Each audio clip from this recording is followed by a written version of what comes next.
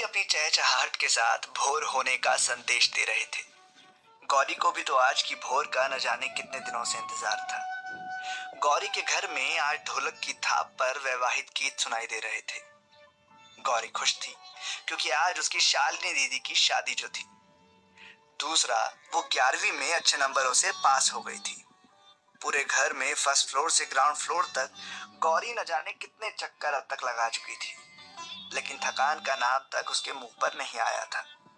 अरे ओ गौरी, जा पूजा की थाली लेती आ, माँ ने आवाज लगाई। गौरी चहलकदमी करती हुई पूजा की थाली लाकर वहीं दादी के पास बैठ गई। एक औरत जो माँ की कोई रिश्तेदार थी वो माँ से बोली, दीपा, तेरी दोनों बेटियां ही बहुत सुंदर है, साक्षात राधा और रुक्मणी है। माँ प्रसन्नता के साथ बोली, ईश्वर का ही आशीर्वाद है जीजी। गौरी सारी बातें सुनकर सोच रही थी, क्या मैं सच में इतनी सुंदर हूँ? पर मुझे तो ऐसा नहीं लगता।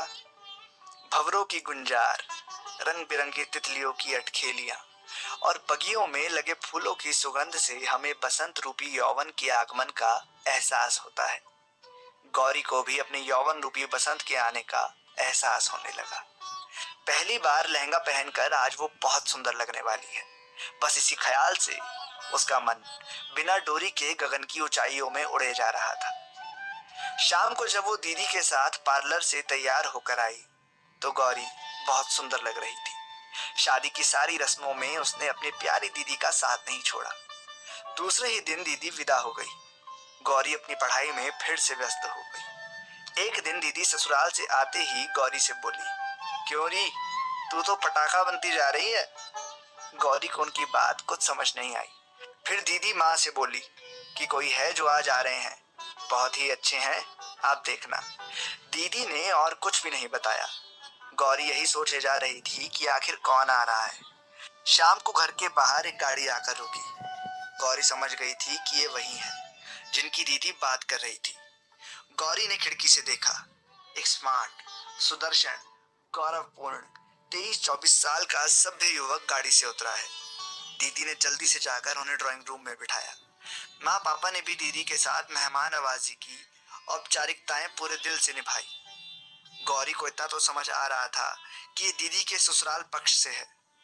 उसे सभी की बातों से इतना तो पता चला कि वो किसी मल्टीनेशनल कंपनी में जॉब करते हैं। उनका नाम जतिन है। थोड़ी ही देर में उसने अपने सभ्य शालीन व्यवहार से गौरी के माँ पापा को अपना फैन बना लिया था। जतिन उस रात गौरी के घर पर ही रुका। दूसरे दिन उसने गौरी की माँ दीपा को सोफे पर बहुत आदर के साथ बैठाया और धैर्य के साथ बोलने लगा, मैं आपकी गौरी से शादी करना चाहता हूँ। गौरी की माँ और दीपा ने उसे गौर से देखा। जिस अधिकार पूर्वक वह बात कर रहा था उस बात में उसे सच्चाई नजर आई। उसका मासूमियत से भरा चेहरा ऐसा लग रहा था जैसे वो कोई मुसाफिर हो जो अपनी प्रिय वस्तु को यात्रा पर जाने से पहले छोड़ गया हो और वापस आकर मांग रहा हो। माँ उसे कुछ भी जवाब नहीं दे पाई। उसमें कोई कमी भी नहीं थी। उसे क्या कह दी। दीदी ने ही गौरी की बात जतिन से करवाई। गौरी को भी जतिन अच्छे लगे थे। जतिन में कोई कमी भी नहीं थी जिसके लिए वो पसंद ना आए। जतिन जो इम्प्रेशन माँ पापा के मानस पटल पर पहली बार में छोड़ कर गए थे, उससे गौरी के घर आने का रास्ता साफ हो गया था।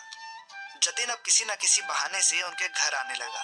बहाना नंबर 1, यहाँ से निकल रहा था तो आ गया, या गाड़ी खराब हो गई तो आ गया, यही किसी रिश्तेदार की शादी में आया था। गौरी से मिलने के लिए जतिन के बहाने थे। ये बात गौरी भी जानने लग गई थी। इन प्यार भरी मुलाकातों में 3 साल गुजर गए। गौरी का ग्रेजुएशन पूरा होने वाला था। अब ये प्यार एक तरफा नहीं था।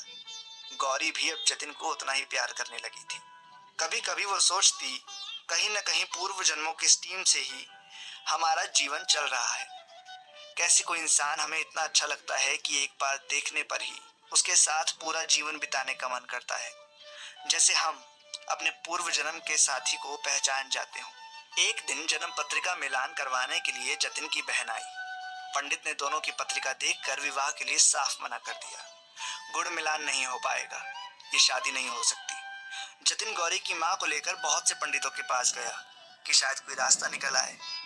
आंधी जब नाव के किनारे से खींच ले जाना चाहती है, तब लंगर जिस तरह मिट्टी को जकड़े रहने का प्रयत्न करता है, ऐसी ही दशा जतिन की उस समय थी।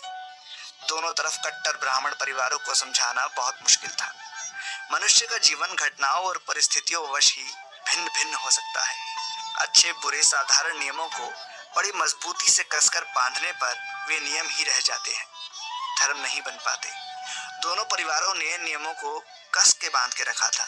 जतिन और गौरी के जीवन पर इन नियमों का क्या प्रभाव पड़ने वाला था, कोई नहीं जानता था।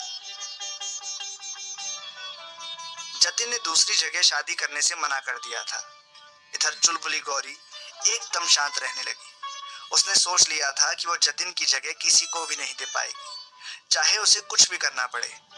गौरी को पापा ने बहुत समझाया, तुम्हारे लिए और बहुत से रिश्ते में देखूंगा। गौरी उनसे कुछ नहीं बोली, बस लिपट कर रो पड़ी, जैसे कह रही हो इन रिवाजों को तोड़ दो पापा, जीवन तो चलेगा ही। गौरी पढ़ाई करके कॉलेज में लेक्चरर बन गई और जतिन भी अपनी नौकरी में ध्यान दे रहा था।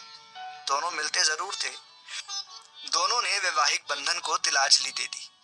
बाहरी रूप में दोनों जीवन साथी ना सही, लेकिन उनकी अंतरात्मा ने एक दूसरे को हमसफर बना लिया था। गौरी का जीवन साथी जतिन ही था। गौरी के हर सुख दुख में जतिन उसके साथ था। प्यार का कोई नाम नहीं होता, प्यार को कोई रिश्ते का नाम देना जरूरी भी नहीं। अपने इस प्रेम को उन्होंने खूबसूरत मोड़ दिया। प्रेम समर्पण है। स्त्री पुरुष दोनों का एक दूसरे के प्रति समान समर्पण होना ही प्रेम है। वो समाज के आगे झुक गया, लेकिन प्यार के आगे नहीं झुका। ये उनके प्यार की ही जीत थी।